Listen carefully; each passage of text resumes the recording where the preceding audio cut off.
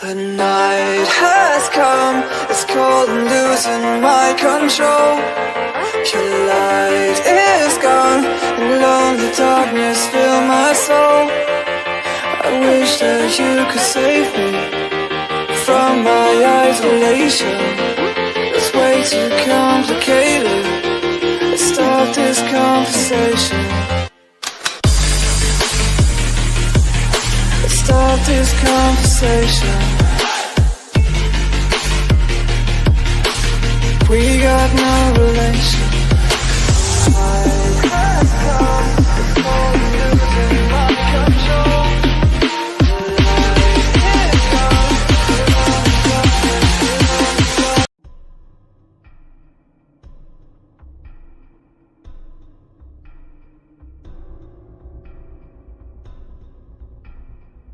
Welcome to Don't Whistle at Night podcast, where Navajo legends echo in the shadows.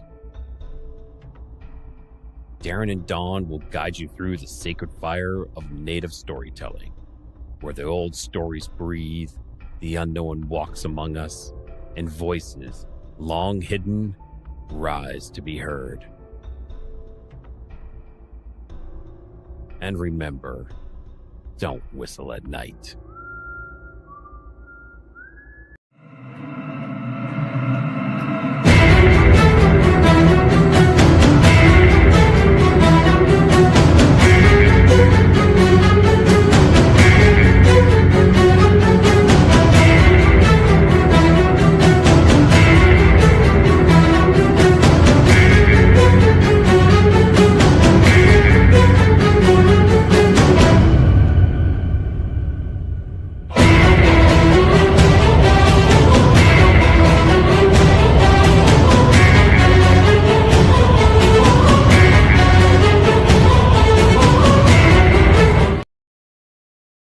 Hey, good evening, everybody. Kevin, thank you for the cards. Good to see you. Kara, awesome. Good to see you too. Got me the lion, the snake, the crow, the hyena, and spider. Thank you, buddy. Thank you for doing that for me. And Kara, it's always a pleasure to see you. So, good evening, my peeps. What a day. It's going to be a very, very good show, I do believe. And as you all know who I am, I call it from my heart. As, I call it from what I see it, so we all have opinions. And tonight I'm going to give you my opinion on angels and demons. Okay. Now, I want to thank you, PRN Talk Radio 105.3 Mississippi and 107.7 New Orleans for allowing me to give you two shows a week, Sunday nights from 8:10 to 10:10 p.m. Eastern Time, and Tuesday nights from 8:10 to 9:10 p.m. And I am really psyched up about it tonight, and how you get like premonitions. You get all these premonitions going, and it's just like signs keep popping into you, and for the last couple of days, a lot of signs have been coming up for me. Demonic signs. Okay. And I said to myself, why don't you do a show on angels and demons? Okay. So I really did some research, and of course I got my AI phone, which I will be going to use tonight, because there is so much information out there about angels and demons. Okay. Now, this week, there's a famous show going to be shown all week tonight. Stacy, good to see you. Thank you for lurking, buddy. And I don't think I'm allowed to say the name of the show, okay? Because I don't want us to get in trouble. But does anybody know what this week is on TV? It's famous. It's really, really famous. It's Shark Week, So right now I am in competition for the first day of Shark Week. Yes. So to start off the show tonight, I would do my own shark show at the beginning of this show. Yes, there is angel sharks. I bet y'all didn't know that. Hey Heidi, good to see you. So me and my brother were sitting around the other day, and you know, I just asked him. I said, "Can you Google angel sharks?" And I didn't think there were any. And to my surprise and my brother's surprise, oh, Audrey says there is angel cats. Of course, there's angel cats. Definitely. Hi, tell Audrey I said hello, and please give her a hug for me, Heidi. Who we got here for less stress? Hello, good to see you. Now, back to this angel shark that my brother looked up. And yes, angel sharks are real. They make up a unique family of bottom dwelling sharks with flat bodies and large wing like fins that make them look very much like rays. Okay.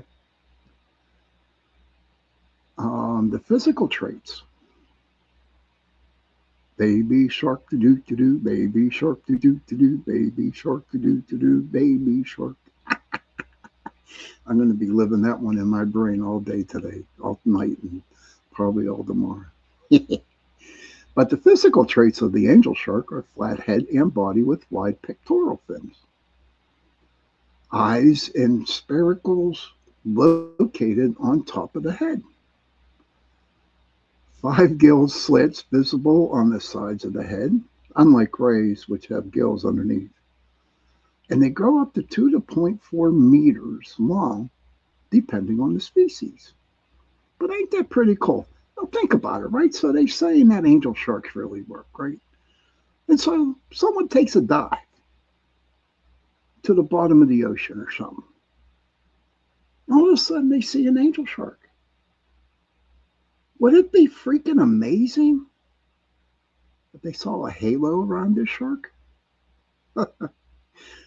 Wouldn't it be amazing if somehow the sun hits the shark, hey Jolie, at a certain way that this angel shark would have a halo written around him or her? That would be funnier than hell. So when I read this, I was like, holy shit, could this shark, this angel shark, have a halo? And I don't know, then my mind went off to Never Never Land. And I got into a couple dimensions out there, and I was just like thinking, what if this angel shark had a halo? I mean, scientists are discovering everything now. Who knows? Maybe there is angel sharks down there that do have halos. Now, are they the protectors of the sea? Do they have that angelic aura around them? Who knows? But we do know, okay. Kevin says like a prism in aura killers. Possibly. Yeah, I would think. So we have an angel shark. Now, the habitat and behavior, okay, for these angel sharks are found in shallow, temperate, and tropical coastal waters. They lie beneath, buried in the sand or mud during the day as ambush predators. And they feed on small fish, crustaceans, and mollusks. Now, over half of the angel shark species are threatened or endangered due to overfishing and habitat loss. But if you look at the habitat and behavior, right, they find in shallow, temperate, and tropical coastal waters. Yes. And they lie buried in the sand or mud during the day as ambush predators. Hey, Johnny. And they feed on small fish, crustaceans, and mollusks. Now, they lie beneath the sand and mud during the day, and they ambush. Wow, can you imagine that? Because so many scenarios went through my head. Now, is that, hey, Mish, now is that angel shark? Is it attacking?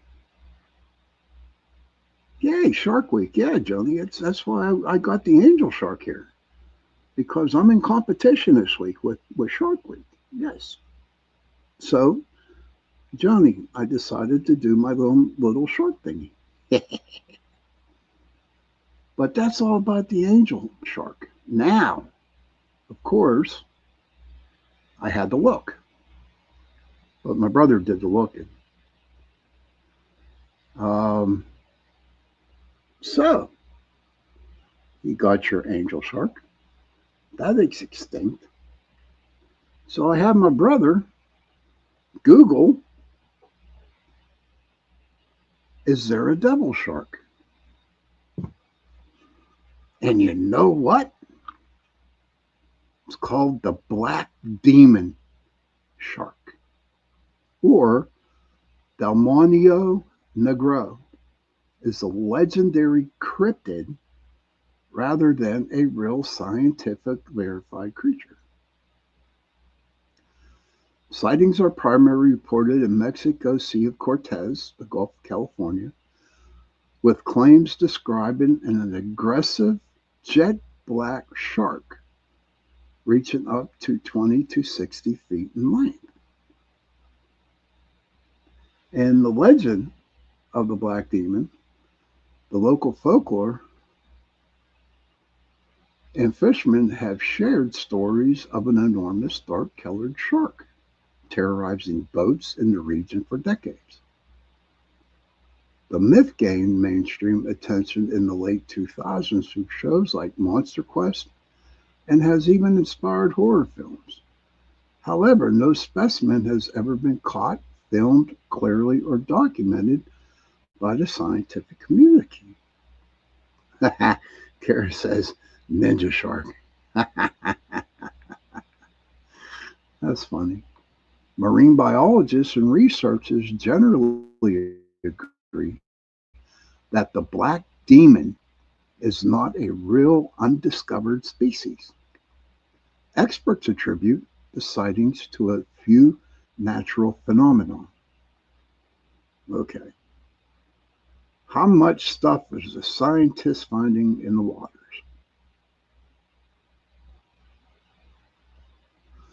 My favorite shark, honestly, I would have to go with the mako shark.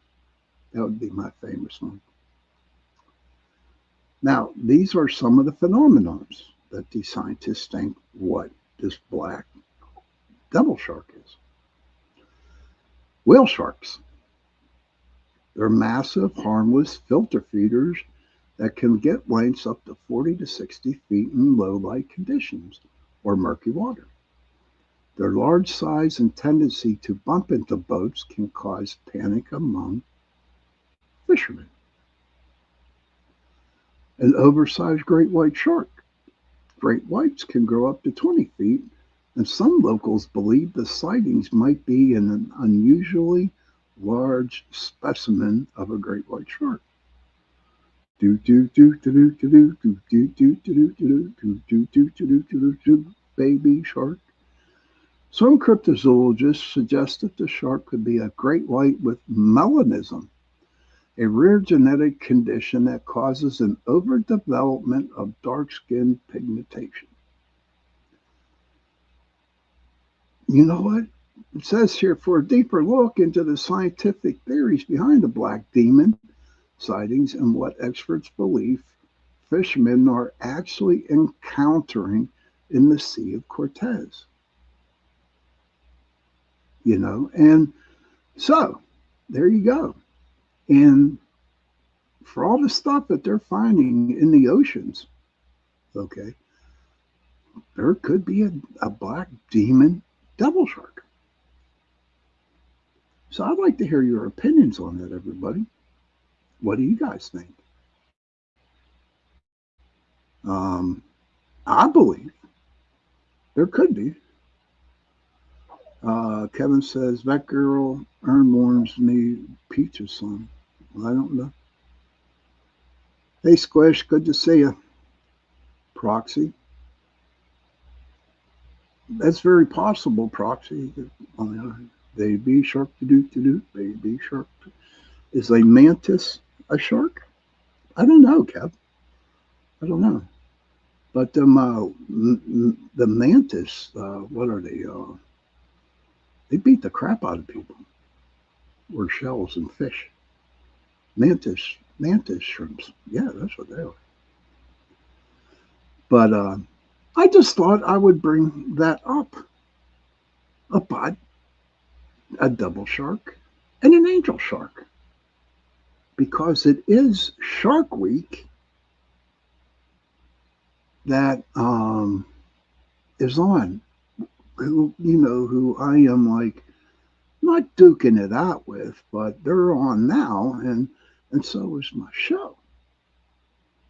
So I just gave you my own little shark, my shark thingy. But yeah, I thought it would be pretty cool to see if there were a devil shark and an angel shark. And there are. Which brings me to what we were talking about. What's my favorite song? Oh,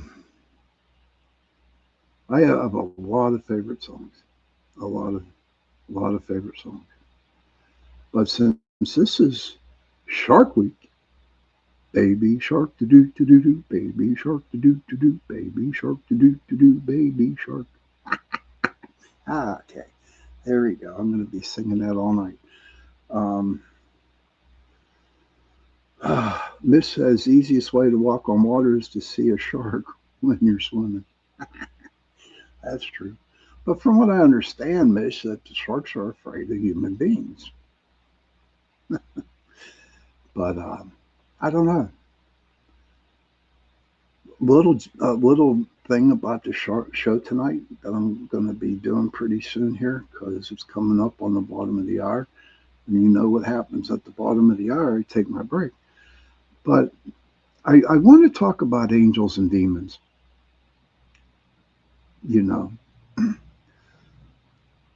It just seems like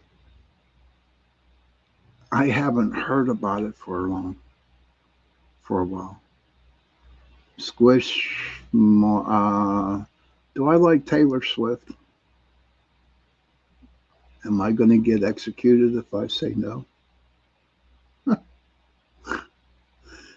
I'm joking with you, Squish. If you like Taylor Swift, go for it, huh? I don't. But do I like Taylor Swift? That was the first question ever.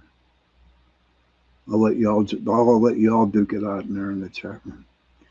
But I believe that we haven't heard a lot from the angels and demons lately. Okay, and I feel like that we need to talk about it a little bit, right? So that's why I did come up with the topic tonight. Now there's a lot to get into with this. because you got the hierarchy of angels, and then you got the hierarchies of demons. Okay, and I never knew there was hierarchies in angels. And when I read it, my very first view of, you know, the bit, Merle Haggard's cool. I can deal with him. And I never knew there was different stages of angels. And I kept reading, and I was like, Nido? What the hell's Nido? I don't know. But there are different stages of angels. And there are different stages of demons. We're going to get into that. No, I don't do squishies. Nope. We're going to get into that tonight. We are going to get into the different levels of angels and demons. And I'm going to talk a little bit about Lucifer himself. You are an earth angel, Mish. You are. I see your halo all the time. Clock it, Gramps? I'm Gramps now? I don't know, but I don't know. Someone help me out with that one. But we're going to talk about it. So Kevin says, I think you can tap into demonic energy and use it for good. But be wise to be careful when doing so. Raise up your protections or stick to angelic guidance. That's true. You could, yeah. But we'll see as we go on to the show. But before I go to break, I want to tell you, I'm going to talk a little bit about Lucifer. Okay. And it's been a while, I think over a year now, since I gave my theory about Lucifer. And in the next half hour, we're going to talk about that. We're going to talk about Lucifer and what I feel and what I have read and what I have listened to others. Proxy says, my view same goes for the 7 deadly sins to the 7 virtues. Angels and demons are playing the game on different teams. I agree with you 200%, Proxy. 200% I agree with you. Now, it is at the bottom of the hour, and I do have to go to my break per rules of UPRN. And when I get back, I'm going to get into Satan. So see you in a couple minutes, everybody.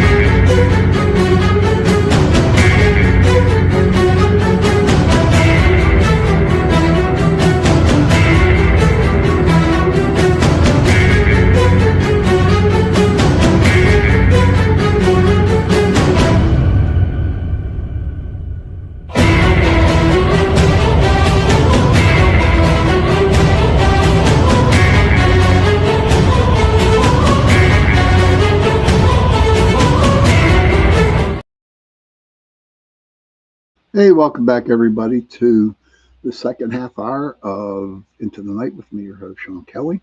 And tonight we are talking about angels and demons tonight. And in the first half hour, I talked about angel sharks. And there are devil sharks too, so it was pretty interesting. Pretty interesting. And thank you, Kevin. And now I wanted to do my little half hour on Lucifer.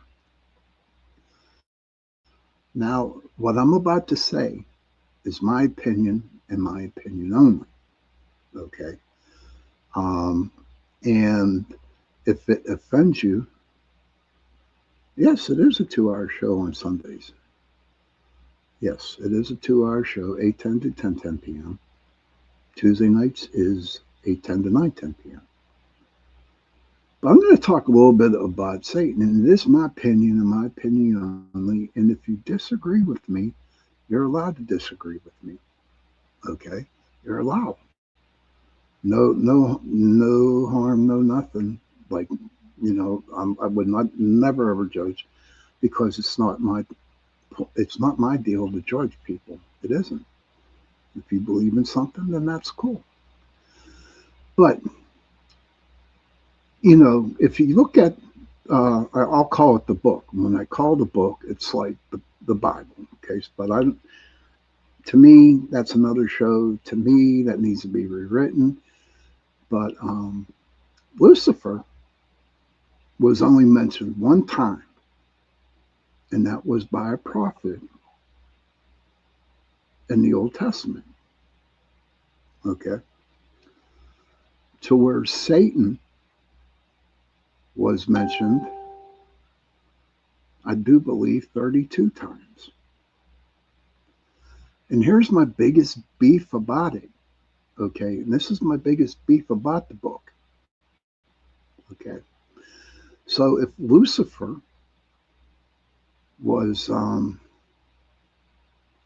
if Lucifer was only mentioned one time in the Old Testament, how come they put the name Satan 32 other times? Well, instead of putting the word Satan, they should have put the word Lucifer in there. But they didn't.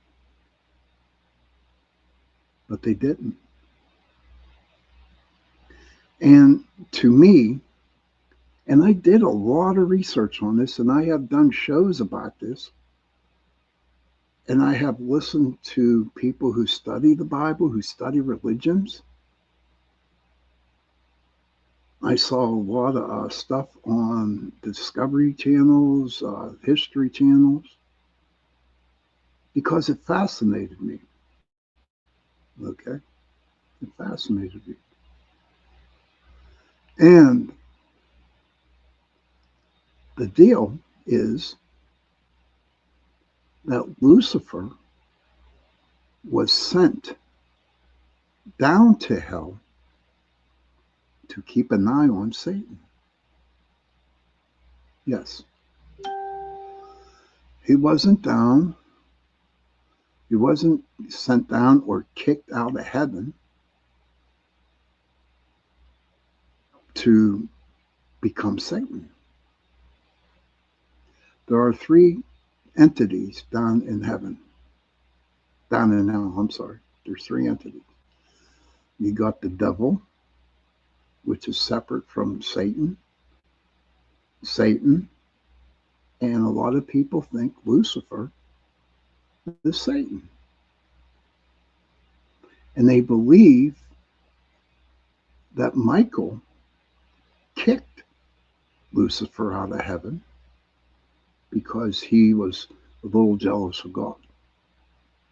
Okay. And by just reading and watching and listening, I beg to differ.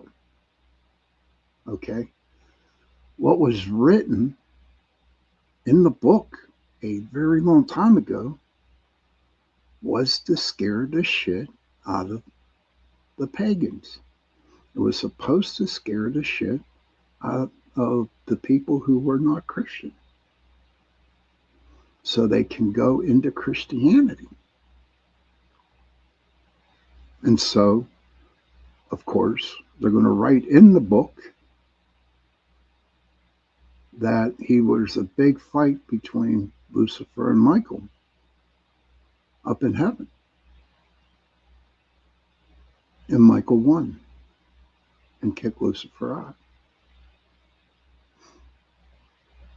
But in all the research, hey Sherry, but in all the research that I did and listening to all the other biblical scholars and everybody who was a part of this, were saying, and it was, it was not just one scholar, biblical scholars, it was teachers, it was priests, it was rabbis,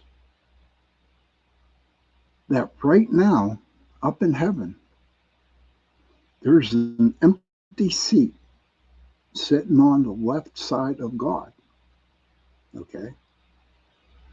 And when the world ends, when it's completely gone, Lucifer is going to be sitting on the left-hand side of God again. Do I think Lucifer got a bad deal? I did. I mean, they call him Morning Star. Oh, it's okay to have a delay one. Thank you, Heidi. And I believe he got a raw deal from the people who wrote the book. No, I'm not a Satanist. No, I'm not a demonologist. No, I'm none of that. None of that stuff. What I say is what I see.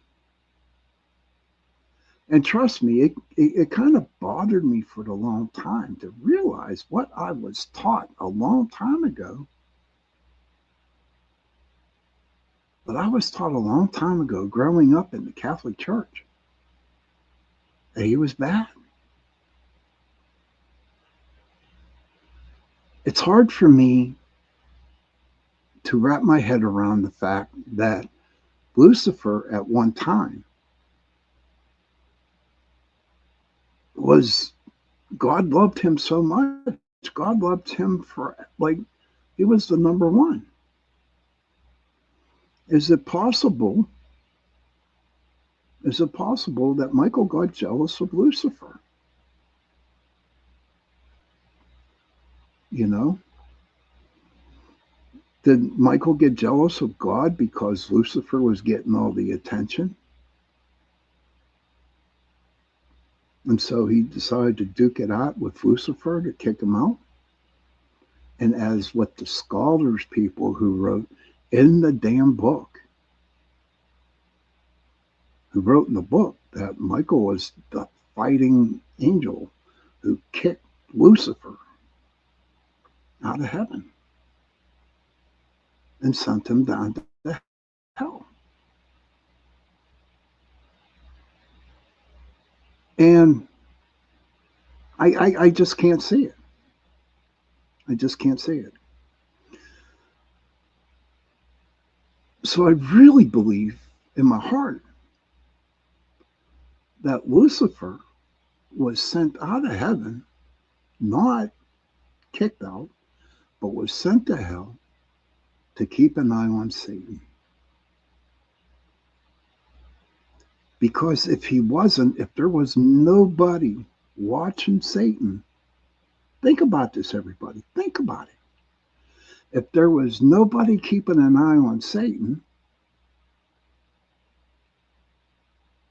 God only knows where this world would be.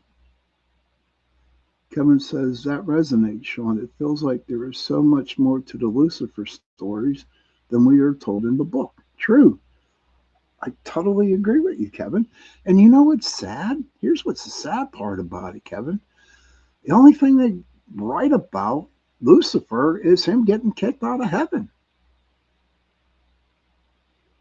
And there are other stories out there. There's probably other books out there, but I just can't wrap my head around it, dude. Because I believe, yes, Sherry, yes, Lucifer and Satan are two different beings. They're two different entities. I believe that Lucifer was not kicked out of heaven by Michael.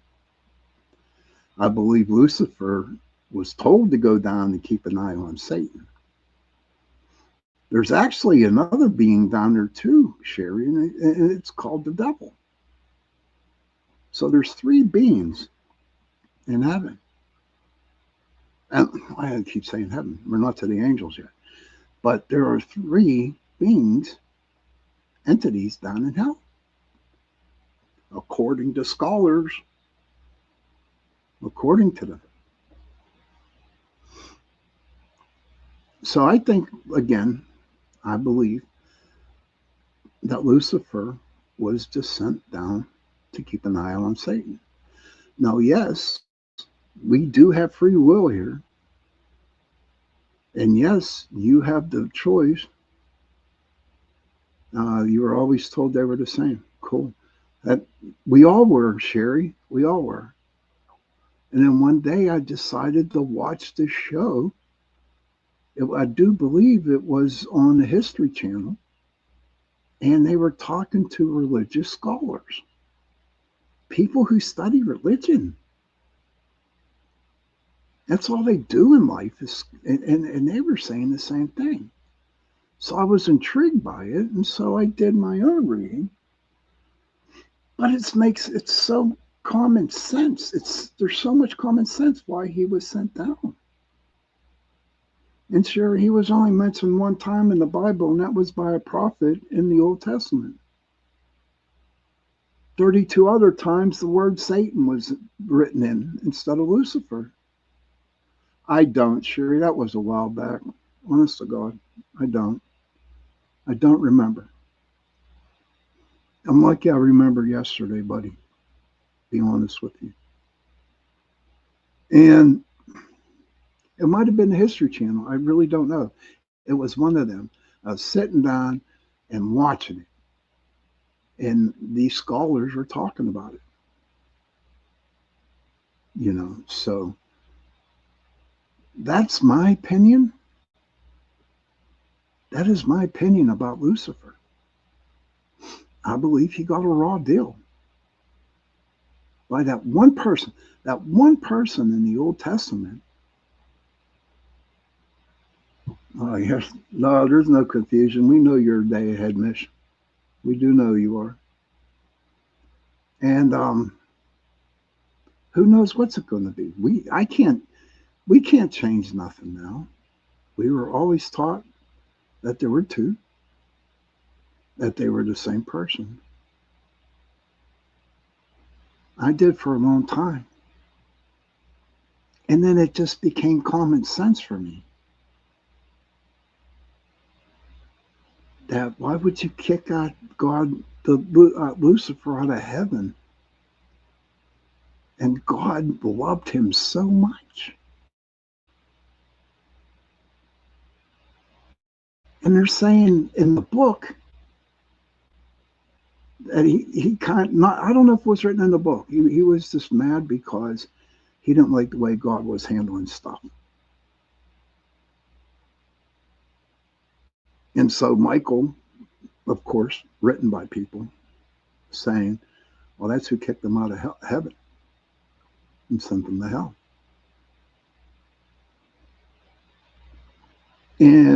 And Sherry, real quick, I want to say, and I already said, I'll say it again. If you look at the Bible, the book, Lucifer was mentioned one time, and that was in the Old Testament from a prophet. And Satan was mentioned 32, 35 times in the whole book. So here's what really, really started me to think about it, okay? Here's what let me think about it. Was if these people honestly thought Lucifer was Satan, then why not the 35 other times Satan was written down instead of Lucifer? Hey, Cat. And that's what started it, Sherry. That's what started it.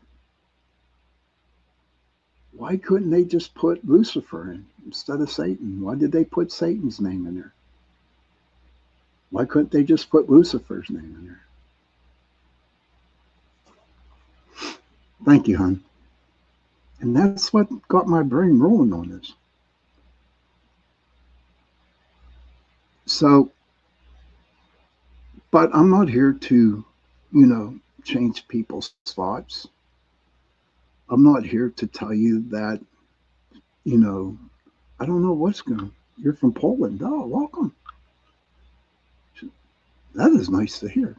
Someone from Poland. That's great. Welcome to my show. I just think that they really need to write a new book.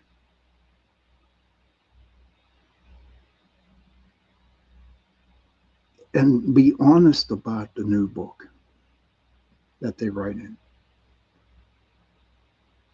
I just hate to see people blaspheming the names or saying things that aren't true just to scare the shit out of people to turn into Christianity. And that's one of the stories that did. Now, I said this on my other show the other night. Okay, now my friend Penny, she's really big into the Greek mythology. So during the mythology, they had this dude named Pan, P-A-N, and he was half goat, half man, half goat, and he played the flute. So what Christianity did at the time is they took the face of Pan and they drew horns on him. I was raised 12 years with the Catholic Church and Catholic schools, and that's for another story, Cat. If you're happy and if it helps you move on in life, then go for it. But the Christianity, they threw horns, they drew them on Pan's face, on the top of his head. And that's how they got the picture of Satan with horns. Now, I'm not going to turn this into a religious battle here. I'm not, Do your best, Cac. Go your best. Sherry, Heidi, Kevin, this is Cac from Poland. You just do the best you can, Cac. We all love each other in here, and we welcome you. So I'm not trying to bring a point across to anything about Lucifer being Satan or Satan being Lucifer, whatever. I'm not, I'm just expressing how I feel and what I read. It's common sense. It's common sense. So whatever you believe in, then go for it. Yes, Cac, love is very important. And that's what we need. We need a lot of love. Especially now what's going on in the world. Especially what's going on in the world. Of course, God is love. I'm just catching my breath here, everybody. Well, that's all I wanted to say about Satan, Lucifer, the devil, the book, and just share it again. Because I think, no, not think, I believe that it should be, that this topic should be, brought out. Not just by me, by others. You know what I mean? There is so much in the book that I disagree with. And that's my opinion. Nobody else's. And we'll see where it goes from here. That's all we can do, is to see what goes on. And everybody knows, especially the people who follow me in my shows, I need to see the proof. I need to see the proof that actually happened for that reason. It's really hard for me to take the word of someone that probably didn't even know what was going on. That he heard it from a story, that heard it from a story, that heard it from another story. What Joni called it last week, the telephone line. Yeah, the gang. And each time the story was told, then another story, some more was added to it. I'm going to tell you one more story why I really have a problem with the book. And then we're going to drop this, about how I feel. And this is another thing that really had me thinking and kind of blew me away. If you look at the New Testament, Matthew, Mark, Luke, and John, okay? In Matthew, Judas wasn't even mentioned. In Mark, that's when Judas came on the scene and started to, be friends with Jesus. In Luke, okay, that's when Judas and Jesus, and this is the way I say it, they're friends. They're very good friends. Now here's the crazy part, everybody. In John, who was written 96 years after Christ died on the cross. Sherry says, how would anyone know what happened in heaven? Who would have told the first story? Correct, Sherry. Correct. I didn't know how to sentence that question. Thank you for doing that to me. Sherry says, how would anyone know what happened in heaven? Who would have told the first story? Thank you, Sherry. And I'm being on, I'm very happy you brought that up, because that's what I've been thinking all, for the longest time. And it's not so much what happened in heaven. This story I'm going to tell you right now. Okay, so John, the 4th chapter in the New Testament, was written 96 years after Christ died on the cross. Okay? And John blamed Judas on Christ, with him getting crucified. And he got paid 30 pieces of silver. Now, if you look at the picture when Jesus was died, that got crucified, think about this. Okay. Think about this. The Judeans are the ones who crucified Christ. The Judeans. So whoever wrote John, or heard the stories before it got to that point, if you take Judas and the Judeans, the names are similar. Judas, Judeans.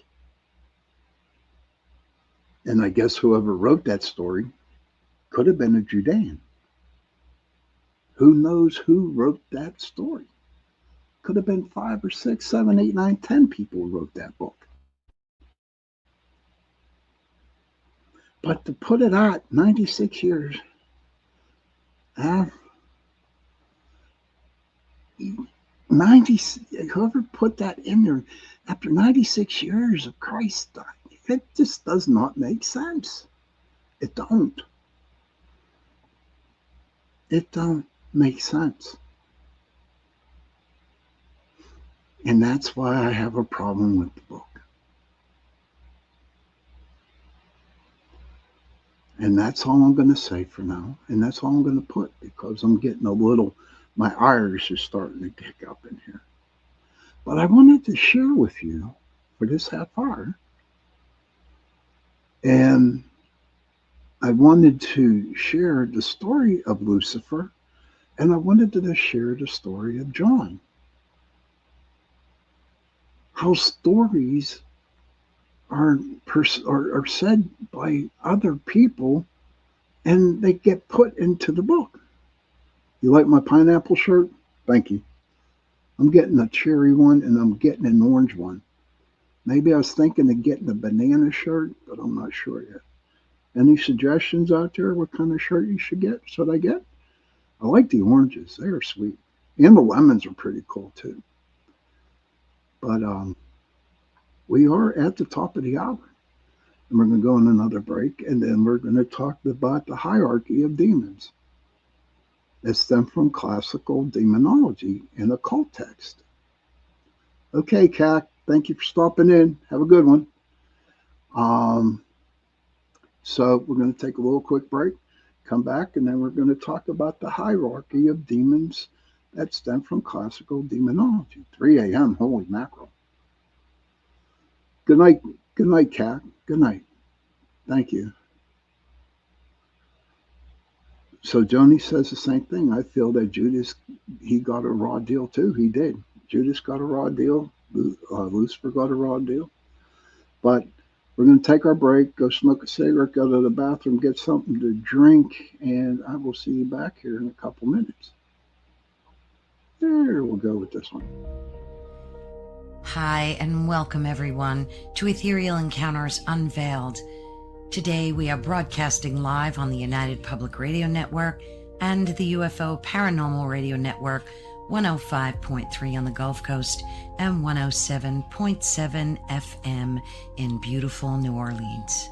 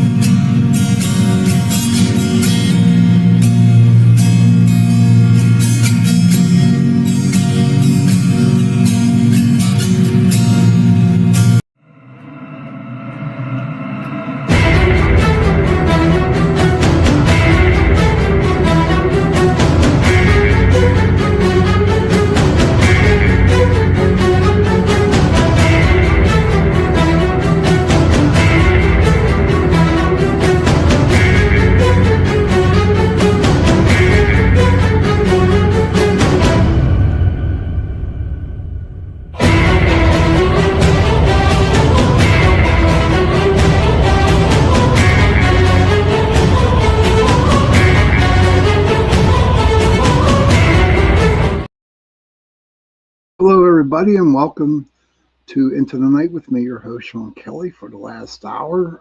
Buck Brown, good to see you, my friend. Yes, Buck's in the house, which is cool. I'm glad he is, because I like Buck. I work with Buck. He's a good dude. So the last part of the show, we were just talking about, my deal with my story. Thank you, Heidi. the why I think Lucifer and Judas got a raw deal in the book. But since now it's 9 o'clock to 10, we're going to talk about the hierarchy or the major demons of hell and what they're embody, what they're embodied, their sins that they embody to everybody. Now, before we go on, I just want to say another reason why I brought this up was because there's a lot of negativity going on out there.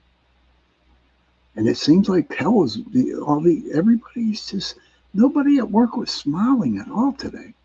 No one's smiling. Everybody has anger issues, and you can feel it in the air sometimes. And I felt it today at work.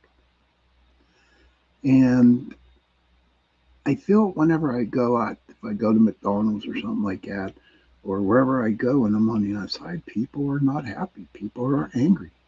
People, and as I said before, we do have free will. We have free will.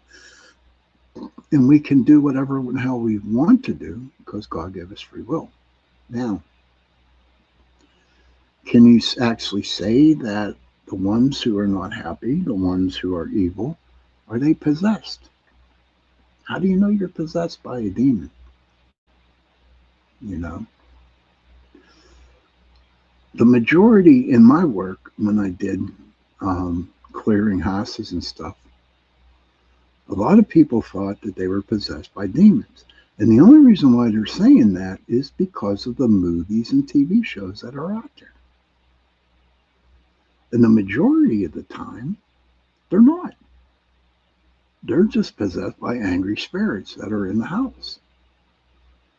And if you open up and you allow a bad spirit, an angry spirit come in, then it's going to possess you. And it can come in anyway. I mean, you can call it in yourself. You can just be brutally emotional. All kinds of stuff that can bring something in and just make life really hell and miserable for you.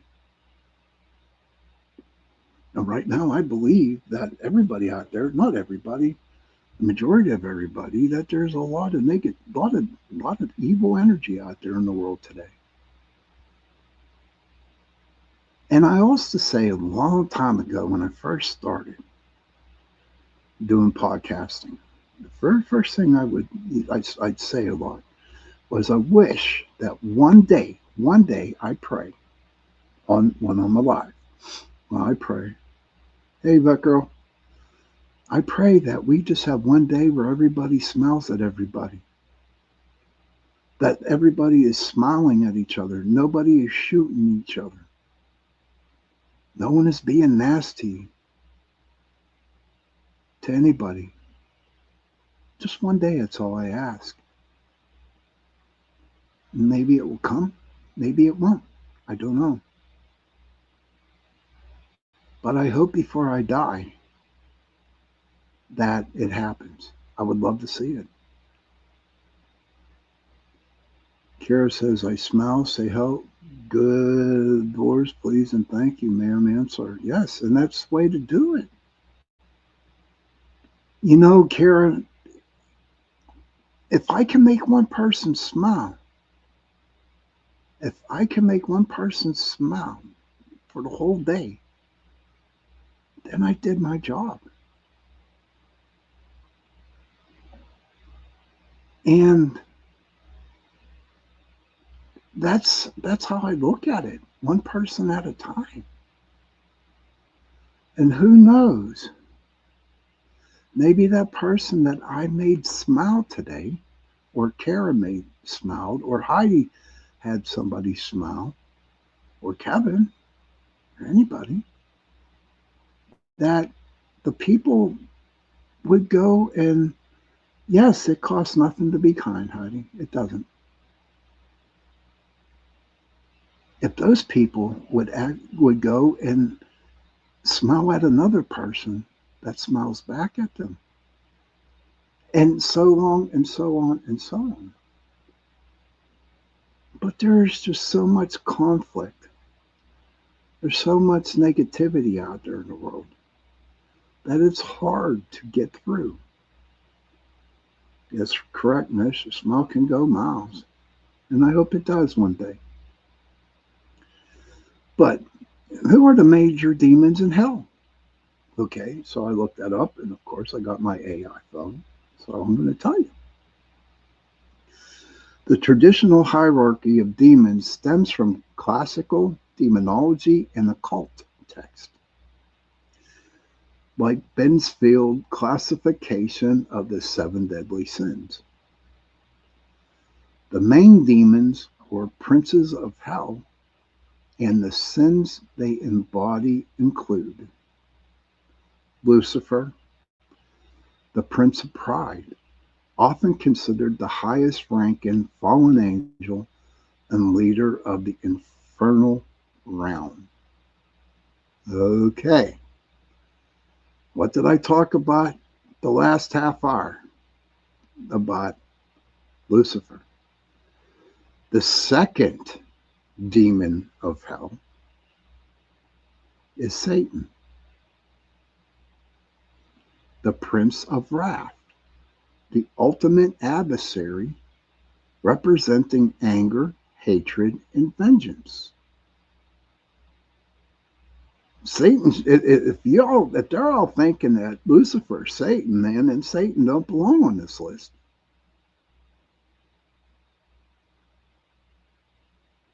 It's what I was trying. That was what I was saying in the last half hour of the show. Then Satan don't belong here. They should just have Lucifer's name in there. How can you have Lucifer and then you got Satan, the prince of wrath, and Lucifer's the prince of pride? Huh? It's crazy, ain't it? It's crazy. Okay, Asmodeus, the prince of lust, a destructive demon responsible for sexual desire and moral corruption. Heidi says, triumph, fight the good fight. The good book says it's better to give than to receive. I do my best to do my part. Lord, Heidi, I do know that, and so does everybody else. I really do. I totally agree with that for you. And Kevin says, I smile when they are out of view, roll eyes. And Heidi says, nothing in my pockets. I got nothing up my sleeve. I keep my magic in my heart. Fight the good fight every moment, every minute, every day. Fight the good fight. Every moment's your only way. So true, Heidi. Totally agree with you. Okay, you can wink. I love that too. But so as Asmodeus, the prince of lust, a destructive demon responsible for sexual desire and moral corruption. Mammon, the prince of greed, symbolizing wealth, materialism, and unbridled avarice. So I guess there's a lot of mammons out there in the world today that have wealth and materialism stuff. Kason, good to see you, buddy. Then you got Beelzebub. Okay. Be careful. You don't want to say that name a lot, 3 times, because he's around. But Beelzebub is the prince of gluttony, also known as the Lord of the Flies. There's Leviathan, the prince of envy, a massive sea monster associated with jealousy and the destruction of nature of envy. And then there's Belgafor, the prince of sloth, often depicted as a lazy demon who tempts humans with idleness and easy wealth. Huh. it's interesting. But then again, you look at that, whoever wrote that, that was wrong. That was totally wrong. Because because they put Lucifer and Satan in that same list. Let me see what this one says. Um, okay, let me see what we got here. No, it, there's so much stuff that is written here that it all they all say the same things. Let me see here. What we got here? Uh, okay, not that one. Historically, demon hierarchies and classifications were created by medieval and Renaissance demonologists,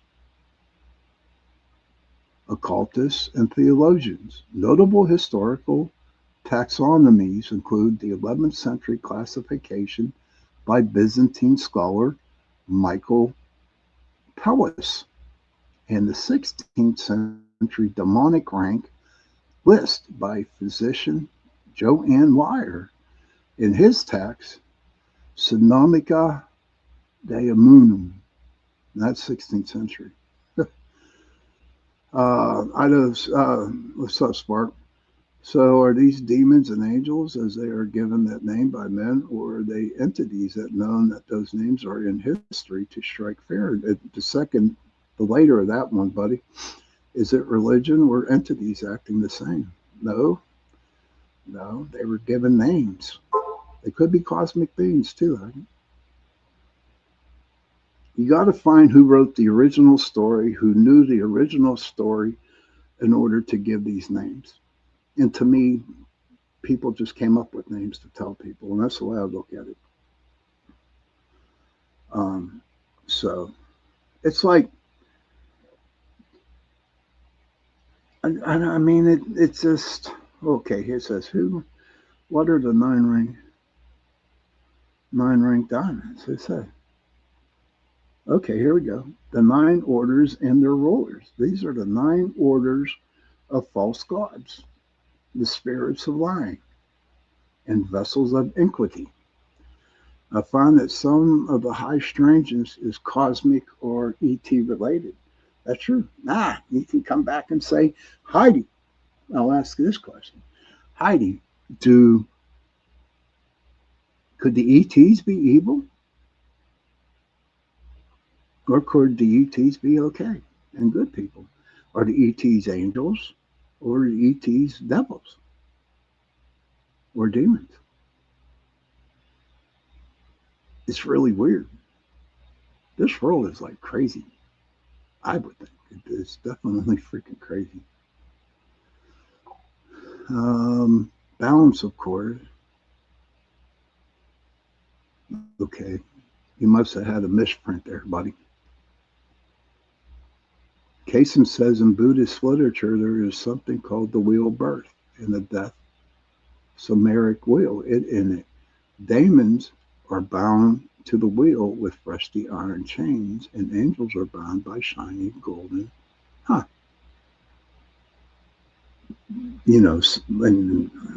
Heidi says, so good. There are all kinds of beings out there. True. But that would be for like a whole month of shows to talk about that one, my friend. But these are, I'm going to be reading now. Okay, the 9 ranks of demons outlined as the scale of Narberni in occult demonology by Cornelius Agrippa, mirroring the 9 traditional angelic choirs, are false gods, spirits of lying, and vessels of iniquity. Yes, demons, yeah, demon is a strong word. But a lot of people out there, especially the houses that I have done, that I have investigated, that I have cleared out, everybody thought they were demons, but they're not demons, Kara. They're freaking angry spirits. And before I go on with this, before I go, I'm going to tell you another story. I went when I was investigating. Okay. So we went to this apartment, and there was a guy and a girl living in this apartment, and they were having some really bad things happening in their bathrooms and in their living room because it's like a one bedroom apartment and stuff. So I go in, and I go in my meditation, and I go out there. I bring my Lakota with me, my wolf, and there he was. And all the demons in my meditations look like Uncle Fester of the Addams Family. You might think that's funny, but it's true. They look like Uncle Fester. Long story short, I was fighting this dude, and he was strong. He was strong. He brought out the hellhounds. I had to bring out my wolves. I mean, it was terrible. And then all of a sudden, what happened, and this is so true, you know, may somebody strike me dead if what I'm saying is not true, but this is true. Okay. So the evil, he wasn't a demon, but he was evil. He was an angry, evil spirit. So where he was at,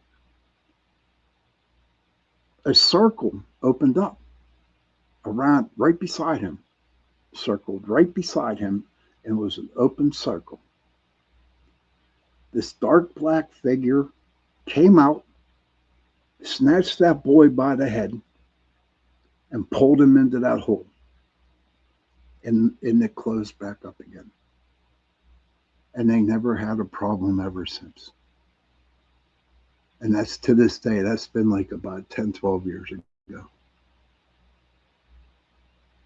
that happened. And they still haven't had a problem. But when I saw that floor open up, that circle, and this black figure came out, it wasn't Deadpool, hon. This black figure came out with a robe, came up, snatched that dude by the head, boom, pulled him under and closed it up. No doubt in my mind. So I have seen things. I have witnessed things, especially that. That blew my mind. That blew me away. But that actually happened on an investigation. Now I'm going to get into the 9 orders here of who was written by Cornelius Agrippa. If you really want to get to know about this Cornelius Agrippa, I did a little bit of reading on him.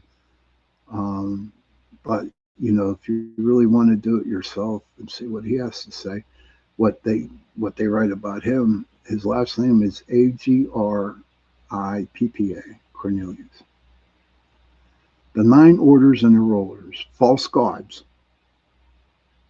1. False gods. And it's ruled by Beelzebub, representing idolatry and false worship. Spirits of lying, ruled by Python, representing deceit and lying prophecies. Vessels of iniquity, ruled by Belial, representing wickedness, wrath, and the inventor of evil arts. The revengers of wickedness, ruled by Asmodeus, representing revenge and malice. Deluders, ruled by Satan, representing trickery, jugglers, and imitators of miracles. Aerial powers, ruled by Miriam, representing powers of the air and pestilence. Furies, that's Furies, okay, ruled by Abaddon, representing discord, mischief, and destruction.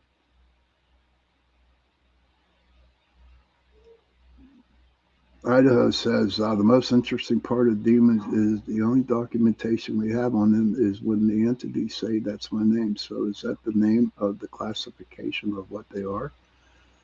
I guess. I don't know. I'm just reading this from AI, buddy. Oh, everything's a fair tactic, dude. Everything is. Everything's a fair tactic. You know that as well as I do, brother. You know it is. They've been doing that for years. I mean, beyond years. Then you got calumniators, accusers ruled by Astaroth, representing inquisitors and fraudulent accusers. And then the last one, tempters and ensnarers, ruled by Mammon, representing greed and enticement to sin. So there's a lot of freaking demons there. So I guess whatever that people are doing, like what is it? Lying. I guess Python is representing deceit and lying prophecies. I don't know. This is what it says. So when you read that, it's like shit. All the stuff that people do are run by all these demons. So there's like 9 or 10 demons representing one person and telling them what to do. It's just unbelievable. Do I believe in demons? Yes, demons do exist. There's no doubt about that. But I'm saying, and when I read these things, it's hard to wrap my head around all this shit that people write down. Because how do they know this stuff? How do they know? They don't know. They probably heard it like Joni's big deal, like big thing. She said it's the telephone line game. You know, and then God only knows what was read by back when Christianity wanted to take over the Druids, the pagans, what they said. It's just one big story that has different, it's like a tree. Okay? It's like a tree. You plant something, and all of a sudden it starts growing with a ton of branches. And each branch is a different story to the story that was planted. So I don't know. I do know that demons exist. I know that they are evil. Okay.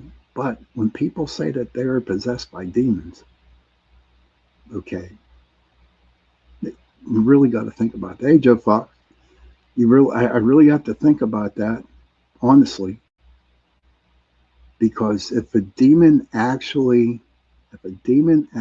possessed you, you would definitely be not around to see the whole deal. You won't, because they had you. They would have you for dinner, lunch, and breakfast. So before you go around telling everybody that you are possessed by a demon, be careful what you say. Even though you're probably possessed with a freaking ghost or an evil spirit, you know, and you say that you are possessed by a demon, I believe that you just opened yourself up for a demon to pop in on you. In the Druid religion, there is no demons, just really bad spirits or entities that use what you fear.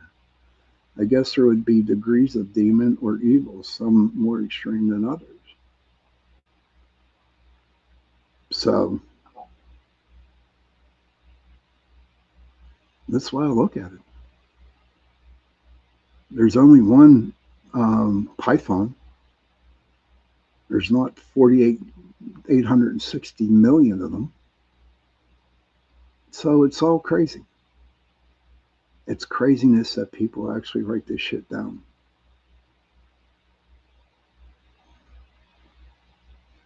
How do they know? How do they know? growing up? Were we all taught a lie? I'm sure we were. Cindy Simpson. Hey, hi, buddy. Cindy was probably watching Shark Week. Just kidding, buddy. Just kidding. Baby shark to do to do, baby shark to do to do, baby shark to do to do, baby shark.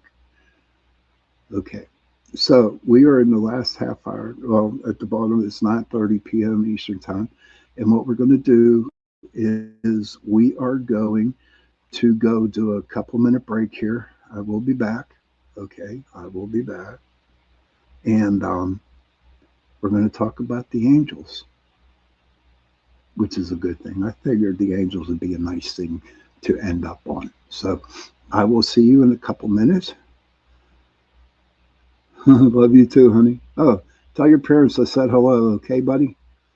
All right, so I'll see you back in a couple minutes. There, we'll play her again. The night has come, it's cold and losing my control. Your light is gone, and lonely darkness fill my soul. I wish that you could save me from my isolation. It's way too complicated. Let's stop this conversation. Let's stop this conversation. We got no relation. I have come, it's cold and losing my control.